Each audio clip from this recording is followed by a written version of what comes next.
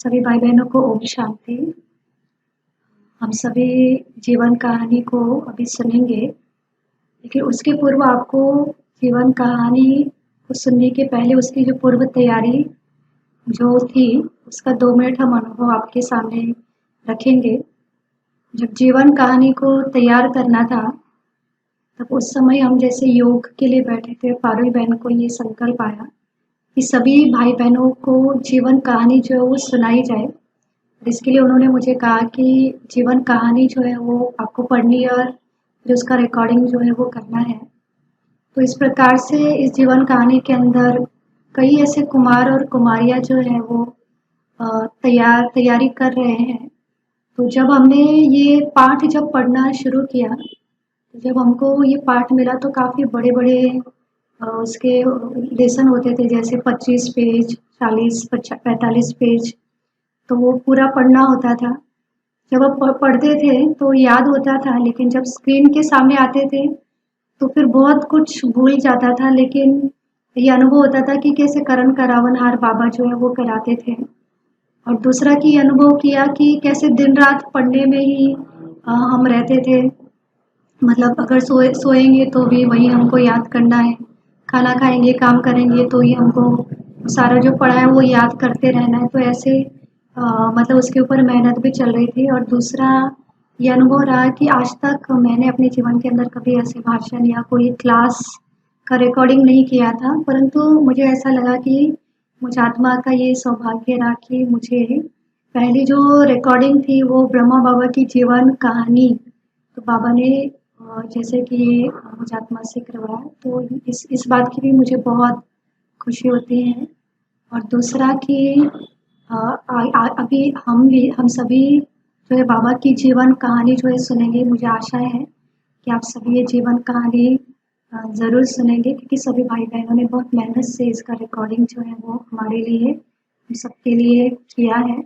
और हम ये जो यज्ञ की हिस्ट्री है, इतिहास है, उसको भी हम जानेंगे कि कैसे यज्ञ की शुरुआत हुई। इसके कई सारे उसके अंदर बातें भी आई, लेकिन ईश्वर का कार्य है जो कभी रुका नहीं और वो फिर चलता ही रहा। तो आइए हम देखते हैं ब्रह्मा बाबा की जीवन कहानी। ओम शांति। आज के सत्र में आप सभी का स्वागत है। आज हम आप सभी भाई बहनों के लिए एक नई सीरीज शुरू करना चाह रहे हैं, और जिस सीरीज का नाम है ब्रह्मा बाबा की जीवन कहानी। जगदीश भाई ने स्वयं अपने हस्तों से इस किताब को लिखा है। उस किताब का नाम है जीवन को पलटाने वाली एक अद्भुत जीवन कहानी। आज हम उसका पहला पाठ जो है शुरू करने जा रहे हैं, और इसमें हम देखते हैं कि बात सन 1936-37 की है, जब सिंध के अंदर हिंदू समाज की धार्मिक दशा बहुत बिगड़ चुकी थी। कई शताब्दियों से मुसलमानी, क्रिस्तानी और पाश्चात्य सभ्यता का प्रभाव पड़ने के कारण हिंदू लोगों का खान पान जो है वो बदल चुका था, मतलब बहुत ही भ्रष्ट हो चुका था। शराब पीना और मांसाहार करना वो उनके लिए एक आम रिवाज भी था। वैसे तो वो भक्ति भी बहुत करते थे, साथ साथ पूजा पाठ भी करते थे, और ये सब कुछ करते हुए भी उनके मन के अंदर विषय वासनाएं भरी हुई थी, और धन के भी वो बहुत लोभी थे। व्यवहार में बहुत क्रोध करना, व्यापार में छल कपट करना। उस समय जो माताएं थी उनकी जो दशा थी बहुत ही चिंताजनक थी। वो माताएं जैसे बताते हैं कि व्यापारी वर्ग के जो लोग थे उनके घरों के अंदर जो कन्याएं थी वो अशिक्षित रहती थी, और माताओं की दशा भी जैसे कहा कि बहुत चिंताजनक की। वो बड़े बड़े घूंघटों में अपना मुंह छिपाकर वो रहती थी, और शादी आदि के प्रोग्राम में वो सम्मिलित हो जाती थी, और इसी वेशभूषा के अंदर वो घरों में रहती थी और सहती थी। माताओं को पुरुषों के बाएं पांव की एड़ी माना जाता था। उन्हें कोई भी प्रकार का अधिकार नहीं था। वो एक ऐसा समय था, कलयुग का घोर समय चल रहा था, कि सभी आत्माएं विकारों के जकड़ में जकड़ी हुई थी और कर्मों के बंधन में बंधी हुई थी। सभी लोग अज्ञान निद्रा में मूर्छित हुए थे, और प्रकाश की एक किरण भी कहीं नजर नहीं आ रही थी। और वो समय था ब्रह्मा के रात्रि का अत्यंत अंधकारमय वो पल था। तो आज हम जो बात कर रहे हैं कि ब्रह्मा बाबा की जीवन कहानी, आज तक हमने बहुत सारे विशिष्ट व्यक्तियों की जीवन कहानियां लिखी हुई है, लेकिन इस लेखमाला के अंदर एक ऐसा व्यक्ति का वृत्तांत है कि जिसने अपना संपूर्ण जीवन ईश्वरीय कार्य में सौंप दिया और प्रभु से सर्वस्व उसने पा लिया। तो ये जीवन कहानी क्या है? ये जीवन कहानी है नर से श्री नारायण बनना और मनुष्य से फरिश्ता बनने का एक मनोहर वृत्तांत है। इस जीवन कहानी के साथ साथ इस संसार के इतिहास का बहुत ही महत्वपूर्ण एक वृत्तांत भी जुड़ा हुआ है, और साथ साथ परमात्मा जो सुख करता दुख करता है, उनके दिव्य कर्तव्य भी इस जीवन कहानी से सिद्ध हो जाते हैं। इस जीवन कहानी को पढ़ने से मनुष्य के जीवन को एक नया मोड़ जो है वो मिल जाता है और उसे सुख, शांति तथा आनंद की अनुभूति करने की चाबी जो है वो प्राप्त हो जाती है। तो ऐसा एक सिंध में वातावरण चल रहा था और ऐसे समय पर हैदराबाद सिंध के अंदर एक निराले व्यक्ति थे जिनको लोग स्नेह से दादा कहते थे और जिनका पूरा नाम दादा लेखराज था। वो दिखने में तो बहुत साधारण थे, लेकिन उनके अंदर कई सारी विशेषताएं भी थी। मध्यम वर्गीय परिवार के होते हुए भी दादा जो थे व्यापारिक कुशलता, व्यवहारिक श्रेष्ठता, ईमानदारी और परिश्रम के बल पर गिने चुने धनी लोगों के साथ वो उनका स्थान जो है वो प्राप्त उनको हो चुका था। जैसे संसार के अंदर कोई ऐसा बिरला व्यक्ति होता है कि उनके कुटुंब परिवार के सदस्य भी व्यापार में जो संपर्क में आने वाले जो लोग हैं, मित्र और अड़ोस पड़ोसी भी उनसे संतुष्ट रहते थे। कोटि कोटि मनुष्य में कोई ऐसा मनुष्य जो सभी लोगों को प्रिय भी था और उसके अंदर लोगों के लिए, उसके मन के अंदर भी लोगों के लिए प्यार भी था। दादा का स्वभाव जो था वो बहुत ही मधुर और उसके अंदर मृदुलता भी थी। उनके संपर्क में अगर कोई व्यक्ति आ भी जाता था तो दादा उनके लिए सुख साज की सामग्री रचना शुरू करते थे और बहुत अच्छे से वो मित्रता निभाते थे। वो उदारचित भी थे और मित्रता निभाने में वो बहुत ही कुशल भी थे। एक बार दादा को किसी व्यक्ति ने देख लिया या उनके संपर्क में अगर कोई व्यक्ति आ गया तो उसको ऐसा अनुभव होता था कि दादा जैसे कि कोई हमारा संबंधी है, या फिर वो ऐसा महसूस करते थे कि काश दादा के हम निकट के संबंधी होते। हम देखते हैं कि दादा का जो जन्म है वो 1876 में सिंध के अंदर कृपालिन एक भक्ति के परिवार के अंदर हुआ था। दादा के जो पिताजी थे वो स्कूल में प्रधान अध्यापक थे, और परंतु दादा ने अपने चातुर्य परिश्रम के आधार पर वो एक प्रसिद्ध जौहरी भी बन गए थे।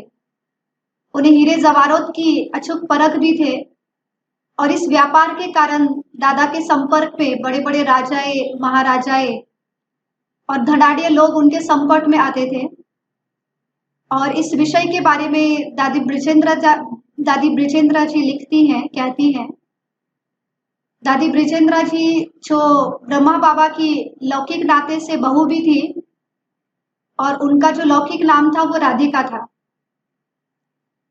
और वो पूर्व में महाराष्ट्र के इंचार्ज भी रही हुई थी।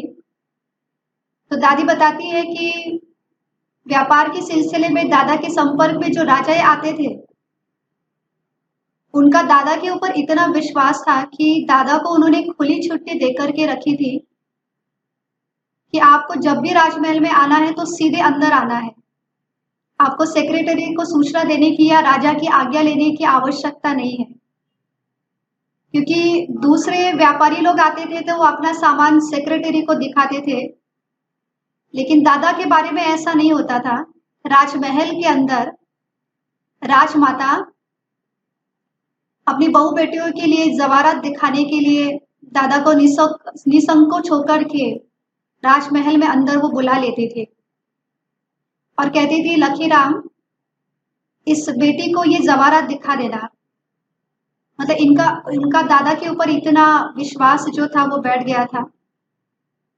दूसरा दादी बताते हैं कि जो राजा थे वो दादा को कहते थे कि लखीराम बाबू, शायद भगवान से भूल हो गई जो हमको राजा बना और आपको नहीं बनाया।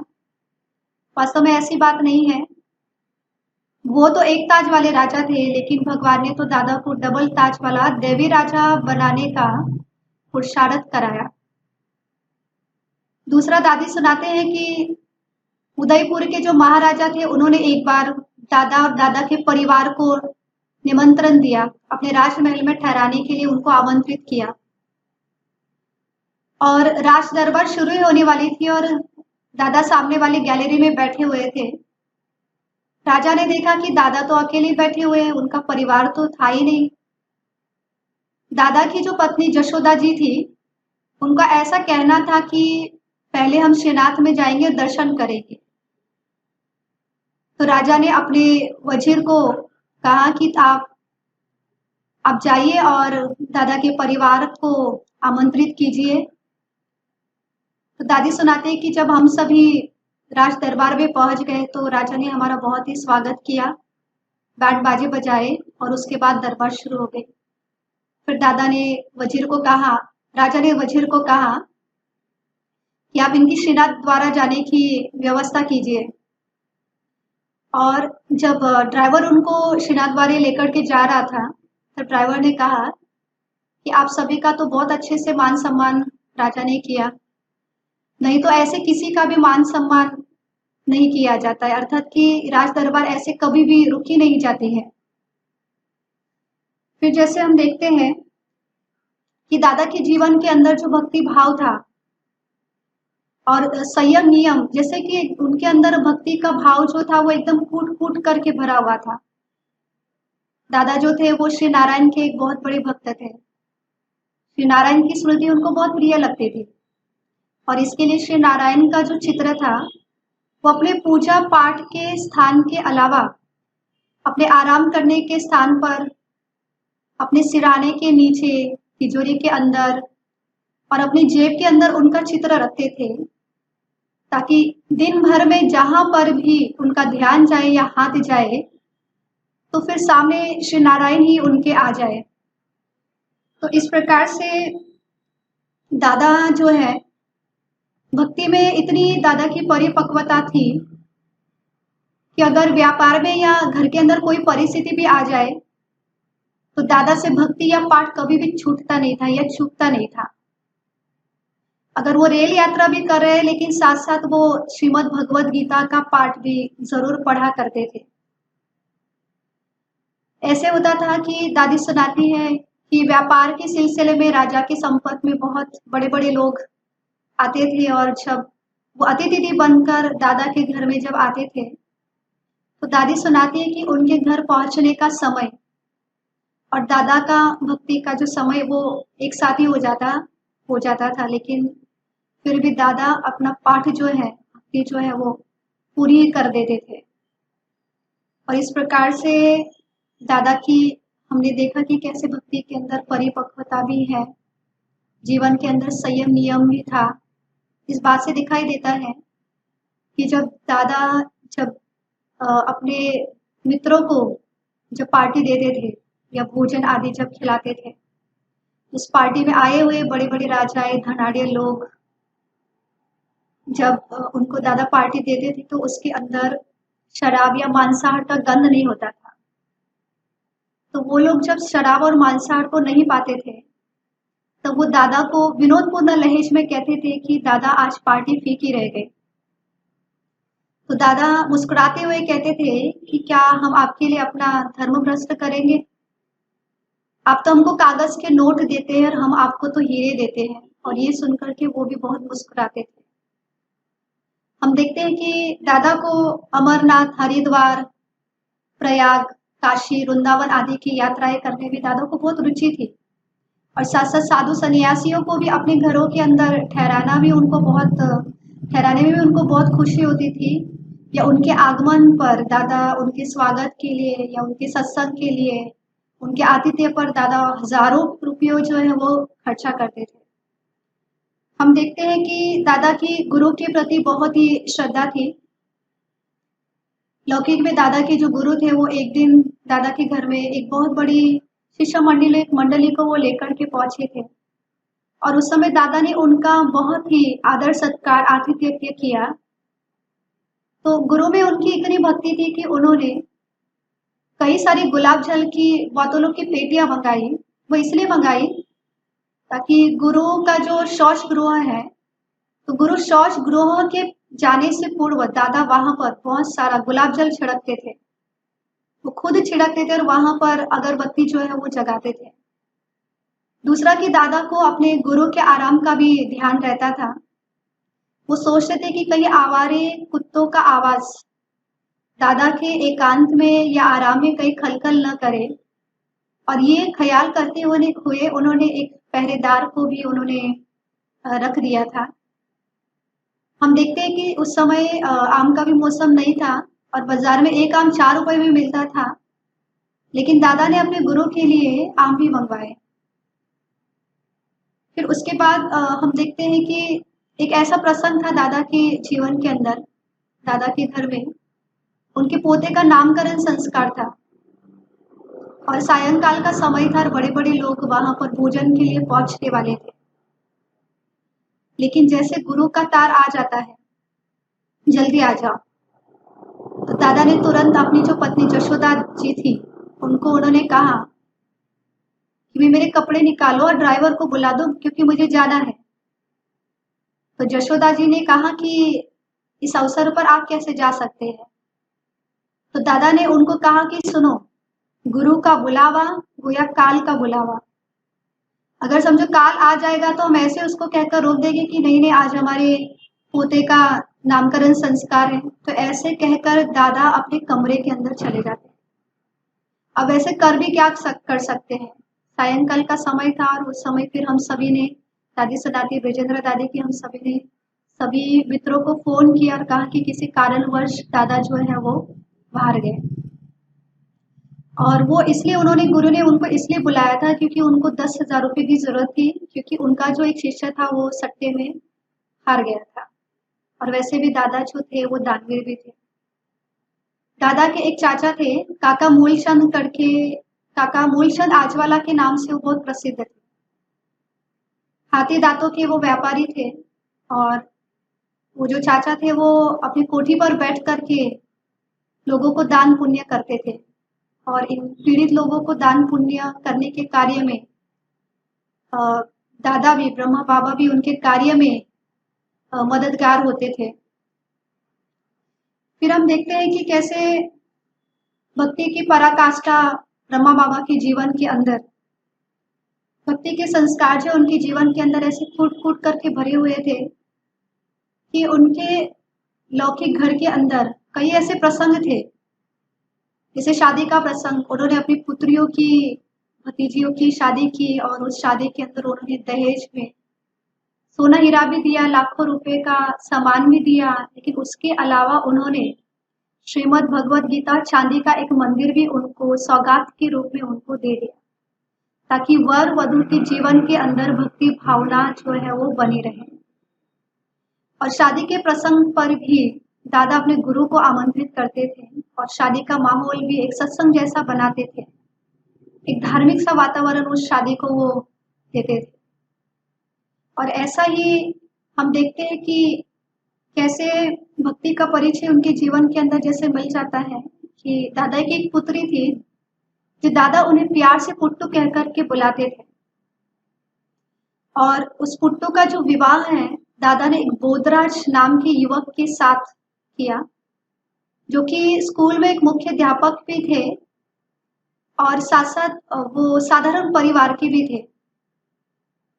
और दादा की जो कन्या थी वो बहुत ही सुशील, शोभनीय और सुखों में पली हुई थी, परंतु फिर भी दादा ने उस बोधराज युवक के साथ उनका विवाह कराया क्योंकि वो धार्मिक वृत्ति वाले थे, धर्मप्रिय व्यक्ति थे। उन्होंने किसी ऐसे धनाढ़ व्यक्ति के साथ उनका विवाह नहीं किया और इस कारण समाज में एक हलचल मची थी, क्योंकि दादा लाखोपति थे और उनका उच्च कृपलानी कुल भी था, और फिर भी लोग कहने लगे कि दादा ने ऐसा क्यों किया, अपनी पुत्री की शादी किसी साधु तुल्य व्यक्ति के साथ क्यों की। परंतु दादा का ये कहना था कि परिवार के अंदर भक्ति भाव जो है वो बनी रहे, और इसलिए दादा ने अपने जीवन के अंदर ये पहला कदम जो है वो उठाया था। और इसके बारे में ब्रिजेंद्र दादी जी जो अपना अनुभव सुनाती है इसके बारे में, जो कि पूर्व में ज्ञान सरोवर के अंदर वो ज्ञान सरोवर की इंचार्ज जो है वो रही हुई थी। और दादी सुनाते हैं कि मैंने दादा के लौकिक परिवार को कई बार देखा था कि मेरा जो एक मकान था उस मकान के बाजू में पास में ही दादा का एक मकान था, और दादा का एक पुत्र था नारायण जो मेरे भाई के साथ साथ पढ़ता भी था। अब जैसे बात चल रही थी कि दादा की जो पुत्री थी पुट्टू, जब उसका विवाह हो रहा था तो मनोहर दादी सुनाते कि मैंने उस विवाह को, उस शादी को मैंने इन आंखों से देखा था। और उस विवाह की ये विशेषता थी कि उस विवाह के अंदर कोई भी शोर शराबा, घोर सांसारिकता और स्थूलता नहीं थी। वो विवाह ऐसा लग रहा था कि जैसे कलयुग के अंदर किसी देवी या देवता का विवाह हो रहा है। और इस दृश्य की मेरे ऊपर अमिट छाप पड़ी। वो दृश्य आज तक भी मुझे भुलाया नहीं जाता है। मतलब कि दादा का परिवार जो था इस प्रकार से इतना सात्विक था। तो ऐसे थे हमारे ब्रह्मा बाबा, ऐसे थे दादी के थे, ऐसे थे दादा। और फिर जैसे बताते हैं कि उसके बाद जो है हम देखते हैं कि दादा का जो व्यापार था वो चारों तरफ जैसे कि फैला हुआ था। दादा का कलकत्ते के अंदर एक हीरे का दुकान था, और मुंबई के अंदर भी इस व्यापार के सिलसिले में उनका आना जाना होता था। कलकत्ता और मुंबई के अतिरिक्त भी दादा का एक मकान हैदराबाद में भी था, और हैदराबाद में भी दादा कई समय से रह चुके थे। अब इन तीनों ही स्थान पर दादा का जो जीवन था बहुत ही राजकुल जैसे सुखों में व्यतीत हो रहा था। दादा बहुत दानवीर भी थे, उदारशील भी थे, और भगवान के प्रति उनकी बहुत निष्ठा भी थी। लेकिन फिर भी दादा को घर बार छोड़कर वानप्रस्थी होने का उनको संकल्प अभी तक भी नहीं आया था। जब दादा अर्थात ब्रह्मा बाबा लगभग 60 वर्ष की उनकी आयु हुई, तब दादा की जो लौकिक पत्नी जशोदा जी थी, उन्होंने दादा को कहा कि अभी हमें घर बार छोड़ करके वानप्रस्थी होकर के एकांत स्थान पर बैठ जाना चाहिए। दादा ने कहा कि अभी ठहरो, अभी इतने लाख रुपए कमाए हैं, अभी इतने लाख रुपए कमाने दो, फिर हम वानप्रस्थी हो जाएंगे। क्योंकि दादा का ये विचार था कि 2-4 वर्ष और धन कमाएंगे और खूब दान पुण्य भी करेंगे, और जो बचे हुए जीवन के दिन है उसको भक्ति में भी गुजारेंगे। तो इस प्रकार से दादा का ये विचार था। लेकिन कहते हैं कि नर चाहत कुछ और होत कुछ और, नर के मन कुछ और है, साहिब के मन में कुछ और है। किसी ईश्वरीय योजना अनुसार दादा की जो मनोवृत्ति है अब धीरे धीरे इस संसार से अचानक ही उपराम हो गई, और दादा को एकांत प्रिय लगने लगा। वो मनन चिंतन करने लगे और अंतर्मुखता की गुफा में दादा जैसे बैठने लगे। हम देखते हैं कि दादा को दिव्य चक्षु का वरदान जो है वो प्राप्त होता है। एक समय ऐसा आ गया, बॉम्बे के अंदर जो बबुलनाथ का मंदिर है, उस मंदिर के सामने वाले दादा के मकान के विशाल आंगन के अंदर सत्संग चल रहा था। और सत्संग में दादा जब बैठे थे तब उनको अलौकिक नशा जैसे चढ़ा हुआ था, और वहां से दादा उठ करके अपने कमरे में गए, और वहां पर जब वो बैठ गए तो वो जैसे अपने आप को अशरीरी महसूस करने लगे, उनको जैसे ईश्वरीय नशा चढ़ने लगा। और ऐसे समय पर दादा को विष्णु चतुर्भुज का साक्षात्कार हो गया। वो साक्षात्कार देख करके दादा को तो बहुत अच्छा लगा। तो उनको लगा कि शायद मेरे गुरु ने ही ये साक्षात्कार मुझे कराया है। तो वो गुरु के पास जाते हैं और गुरु को सारा वृत्तांत वो खुशी खुशी से सुनाते हैं। परंतु गुरु के हाव भाव से पता चलता है कि इन सभी बातों से गुरु जो है वो अपरिचित है। और दादा को ये भी लगा कि ऐसा साक्षात्कार कराना तो गुरु के सामर्थ्य के बाहर है। अब उनका जो मन है वो परमात्मा की ओर मुड़ जाता है और उन्हें ये निश्चय होता है कि दिव्य दाता, दिव्य दृष्टि दाता, दिव्य बुद्धि का जो दाता है वो एक केवल परमात्मा ही है, वही सच्चा सच्चा सदगुरु है। तो अंत में परमात्मा को ही अपना गुरु जो है वो मानना चाहिए। अब उनको महसूस होने लगा कि परम पिता परमात्मा ही एक सच्चा गुरु है। फिर हम देखते हैं कि दादा एक बार फिर वाराणसी में चले गए और अपने मित्र के वाटिका में एकांत में वो बैठे रहते थे, मनन चिंतन करते थे, प्रभु चिंतन भी उनका चलता था। और साथ साथ वहां बैठकर उनको कई ऐसे दिव्य साक्षात्कार भी वहां पर उनको हुए। और वहां रहते हुए दादी सुनाती हैं, ब्रजेंद्र दादी की, उन्होंने हमको कई पत्र भी लिखे, कुछ 5 पत्र थे।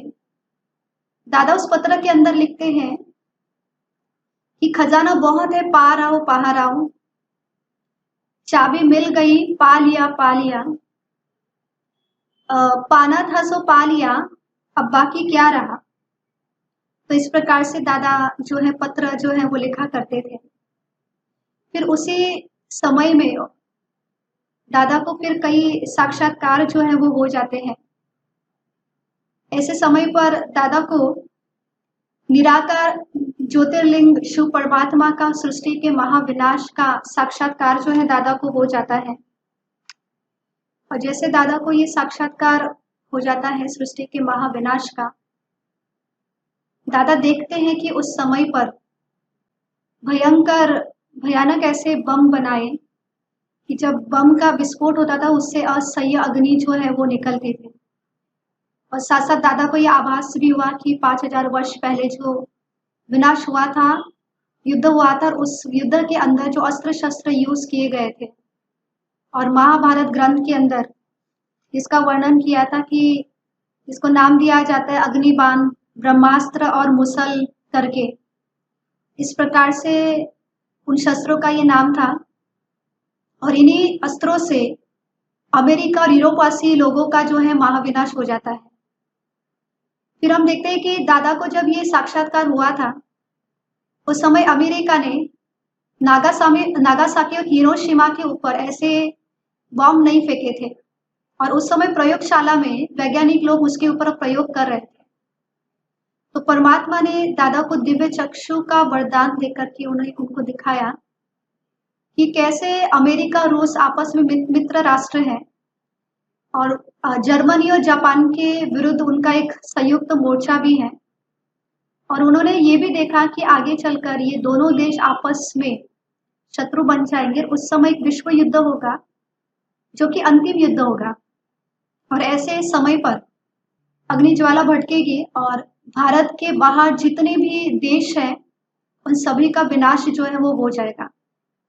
तो उन्होंने देखा कि इन्हीं अस्त्रों से सारी दुनिया का विनाश होगा सिवाय भारत के।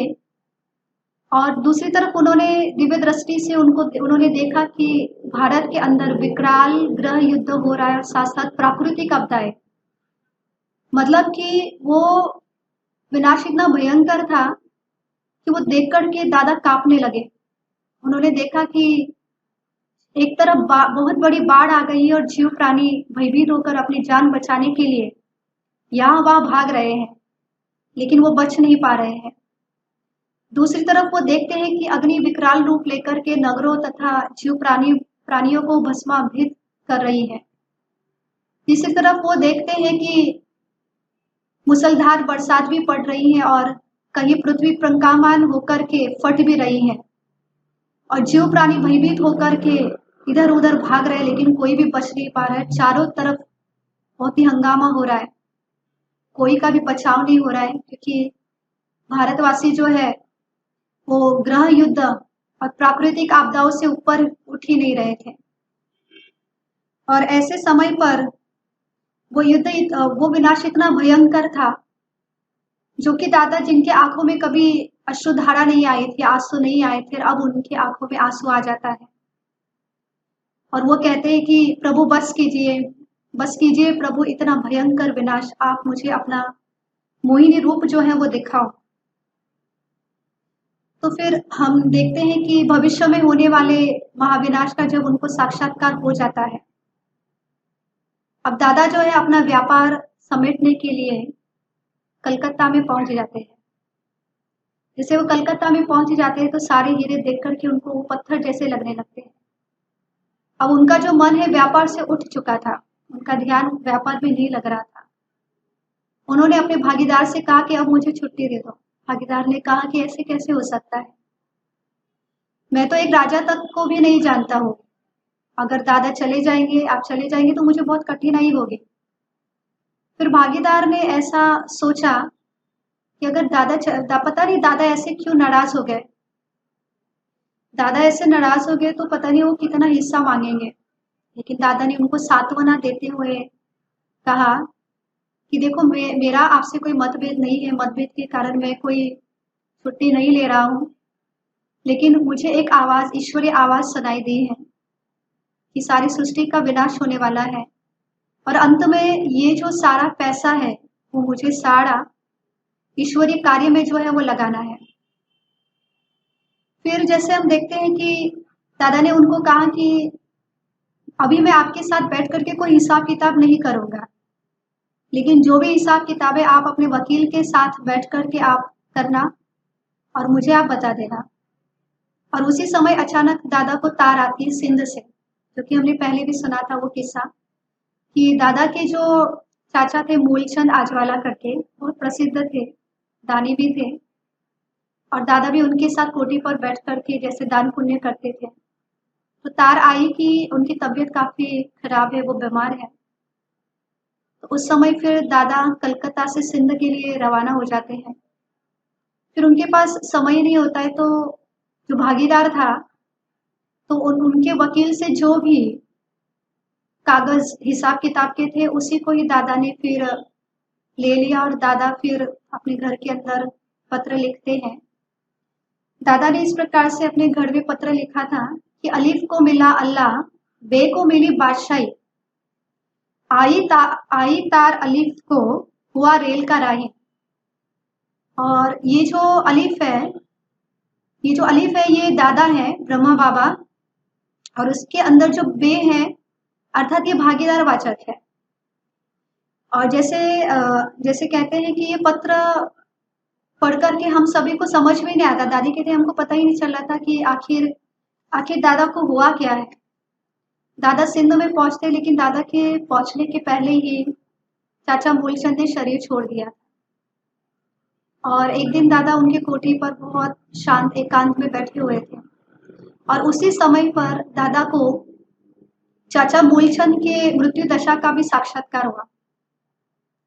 उन्होंने देखा कि एक ऐसे आत्मा मस्तक से अलग हो जाती है और सारी सत्ता छोड़ करके धीरे धीरे वो कैसे पाँव के अंगूठे तक पहुंचती है और थर्मामीटर के पारे की तरह वो कैसे फिर से मस्तक तक पहुंच जाती है। तो इस प्रकार से चाचा मूलचंद के मृत्यु का दशा साक्षात्कार भी उन्होंने किया और उसी सप्ताह के अंदर दादा को कई ऐसे साक्षात्कार भी हुआ। और उस साक्षात्कार में एक ऐसा साक्षात्कार था कि दादा के सामने विष्णु जी प्रकट हुए और उस विष्णु जी ने उनको कहा कि अहम विष्णु चतुर्भुज ततत्वम ततत्वम। उसके बाद कृष्ण बद्रीनाथ जी, केदारनाथ जी, इस प्रकार से बारी बारी एक एक आते गए दादा को कहने लगे ततत्वम ततत्वम। अब वो साक्षात्कार देख करके दादा को तो बहुत खुशी हुई, अंदर में बहुत हर्ष हुआ। लेकिन फिर अंदर ही एक बात दादा की चल रही थी कि मुझे ये जो ततत्वम का जो वरदान दिया है इसके पीछे का भाव क्या, और ये साक्षात्कार कराने वाला कौन है। तो दादा सोच ही रहे थे कि ये साक्षात्कार मुझे किसने कराया और इस साक्षात्कार के पीछे क्या रहस्य है।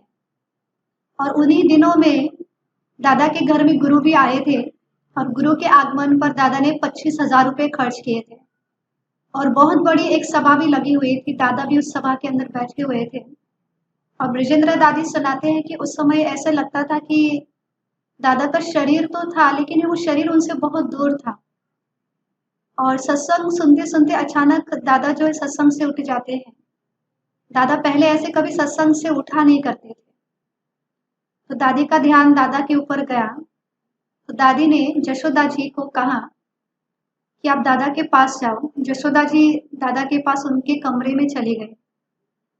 तब ब्रजेंद्र दादी को लगा कि ख्याल आया कि मैं भी वहां पर चली जाऊं। दादी वहां पर चली गई उस कमरे के अंदर और बाबा के सामने बैठ गई। और वहां से जशोदा जी उठ करके वो सभा में आकर के बैठ गए। तो दादी जब उनके सामने जब बैठ गए तो विश्व के इतिहास का ये अत्यंत महत्वपूर्ण वृत्तांत था, पहला पहली बार वाला, जो कि दादी ने देखा कि बाबा की आंखें इतनी लाल थी कि जैसे उनकी आंखों में जैसे कोई लाल प्रकाश, लाल बत्ती चल रही है। उनकी आंखें भी लाल थी और पूरा कमरा भी लाल लाल प्रकाशमय हो गया था। और ऐसे समय पर ऊपर से आवाज आती हुई महसूस हुई, आवाज आने लगी। ऐसे लग रहा था कि दादा के तन से कोई और दूसरा कोई और बोल रहा है। वो आवाज जब सुनी तो पहले धीरे धीरे थी, लेकिन धीरे धीरे फिर वो बढ़ती गई। और वो आवाज इस प्रकार से थी, निराकार निजानंद स्वरूपम शिवम शिवम, ज्ञान स्वरूपम शिवम शिवम, प्रकाश स्वरूपम शिवम शिवम। वास्तव में स्वयं निराकार परमपिता परमात्मा ने ब्रह्मा बाबा के तन के अंदर प्रवेश होकर के ये महावाक्य जो है वो उच्चारे हुए थे। और उसके बाद दादा के नयन बंद हो गए। दादी सुनाती कि उस समय मेरी भी अवस्था बहुत अशरीरी थी। इस शरीर से बिल्कुल अलग अनुभव और एक अलौकिक नशा मुझे अनुभव हो रहा था। और वो दृश्य आज तक भी मुझे भुलाया नहीं जाता है। वो दृश्य आज तक भी मुझे याद है। और जब बाबा के नयन जब खुल जाते हैं तो बाबा आश्चर्यचकित होकर के चारों तरफ इधर उधर देखने लगते हैं। दादी उनको पूछते हैं कि बाबा आपने क्या देखा, आपको क्या हो गया? तो बाबा ने कहा कि वो कौन था? वो कोई एक लाइट थी, वो कोई एक माइट थी, वो एक बहुत सुंदर नई दुनिया थी। और उसके ऊपर एक बहुत सितारों की दुनिया, जैसे ऊपर से कोई एक स्टार नीचे आता है, तो वो जब स्टार नीचे आता है तो कोई राजकुमारी बन जाता है और कोई राजकुमार बन जाता है। और वो माइट ने मुझे कहा कि ऐसी दुनिया तुमको बनानी है। अब ऐसी दुनिया मैं कैसे बनाऊंगा, उसने तो मुझे बताया नहीं कि ऐसी दुनिया में कैसे कैसे बना सकता हूँ। और ये सारे साक्षात्कार जो दादा को हुए तो दादा बहुत गहरी सोच में जाने लगे। उनको समझ में नहीं आ रहा था कि ये साक्षात्कार कराने वाला मुझे कौन है। ऐसे ज्ञान युक्त, रहस्य युक्त साक्षात्कार मुझे किसने कराए। वो बहुत ही आत्मचिंतन में रहते थे, एकांत में रहते थे। तो घर वाले जब दादा को देखते थे तो सोचते थे पता नहीं दादा को क्या हो गया, ऐसे शांत और एकांत में वो कैसे रहते हैं। फिर धीरे धीरे आगे चल करके ये रहस्य भी दादा के सामने स्पष्ट हुआ कि स्वयं निराकार परमपिता परमात्मा ने उनके तन में आकर के स्वयं का परिचय दिया, साथ साथ इस सृष्टि के महाविनाश का साक्षात्कार कराया और आने वाली नई दुनिया, सतयुगी दुनिया का भी उनको साक्षात्कार कराया। और ऐसी दुनिया की स्थापना के अर्थ दादा को निमित्त बनने का निर्देशन जो है वो उनको दिया गया। अब गीता का भगवान जो है वो स्वयं गीता का ज्ञान सुना रहा है, ईश्वरीय ज्ञान अनुभूति करा रहा है। अब जो कि दादा जो थे वो रोज गीता पाठी थे, नित्य गीता का पाठ करना। अब धीरे धीरे स्वतः ही वो गीता जो है उनसे छूट चुके थे। और दादा को ये निश्चय हो गया था कि मैं देह नहीं हूं, मैं एक आत्मा हूं। ये शरीर विनाशी और आत्मा जो है अविनाशी है। और उनको स्वयं का भी परिचय मिला, साथ साथ परमात्मा का भी परिचय मिला। और उनको ये भी पता चला कि कुछ वर्षों के बाद ही इस सृष्टि का विनाश होने वाला है। और इसलिए जो भी मिलते थे तो दादा उनको कहते थे कि आप एक आत्मा हो। इसलिए जो नर नारियां है जब आपस में मिलते थे तो उन्हें भी एक ज्योति का साक्षात्कार जो है वो होता था, ज्योति का साक्षात्कार जो है वो करते थे। तो दादा को स्वयं का भी परिचय मिला। और जो नर नारियां वहां पर आती थी उनके मन के अंदर विकार के लिए घृणा जैसे पैदा हो गई। उनके भोजन के अंदर भी जैसे कि सात्विकता आ गई। और कैसे हम देखते हैं कि निराकार परमपिता परमात्मा शिव ने ब्रह्मा बाबा के तन में प्रवेश कर करके फिर सत्संग के अंदर कई ऐसे माताएं कन्याएं और जो भी नर नारियां बहने भाई बहने जो आते थे उनका जो खान पान है, उनका व्यवहार है, दृष्टि वृत्ति है, उनके अंदर भी सात्विकता लाई। और दूसरा कि कैसे उन लोगों को विकारों से घृणा भी आई और उनको कैसे पितृत्व स्नेह जो प्राप्त हुआ, तो आगे के पार्ट में हम देखते हैं। अच्छा, ओम शांति।